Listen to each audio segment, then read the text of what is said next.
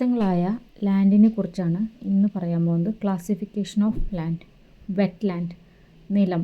നെൽകൃഷി ചെയ്യാൻ പറ്റുന്ന വിധത്തിലുള്ള ഭൂമിയാണ് വെറ്റ് ലാൻഡ് അഥവാ നിലം എന്ന് അറിയപ്പെടുന്നത്.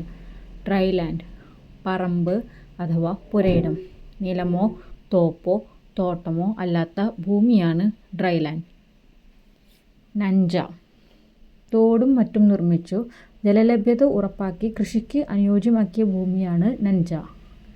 ഞാറ് മുളപ്പിക്കുന്നതിനുള്ള സ്ഥലം ഞാറ്റടി, പൊറ്റ, ഞാറ്റുപെട്ടി എന്നീ പേരുകളിലും ഈ സ്ഥലങ്ങൾ അറിയപ്പെടുന്നത് പള്ളിയാൽ എന്നാണ്. തോപ്പ്, ഗാർഡൻ ലാൻഡ്. തെങ്ങോ കവുങ്ങോ കുരുമുളകോ ഇവയിൽ ഏതെങ്കിലും രണ്ടോ അതിലധികമോ നട്ടുവളർത്താൻ ഉപയോഗിക്കുന്ന ഭൂമി. തോട്ടം, പ്ലാന്റേഷൻ. റബ്ബർ, കാപ്പി, തേയില, ഏലം എന്നിവ കൃഷി ചെയ്യുന്നതിനുള്ള ഭൂമിയാണ്. കരിനിലം, കരിമണ്ണ് നിറഞ്ഞതും ഉപ്പുവെള്ളം കയറുന്നതും മഴക്കാലത്ത് മാത്രം നെൽകൃഷി നടത്താൻ കഴിയുന്നതുമായ സ്ഥലമാണ്. കോൾനിലം, കായലുകളോട് ചേർന്ന് വരുന്നതും വെള്ളം വറ്റിച്ചു നെൽകൃഷി ചെയ്യുന്നതുമായ സ്ഥലമാണ് കോൾനിലം.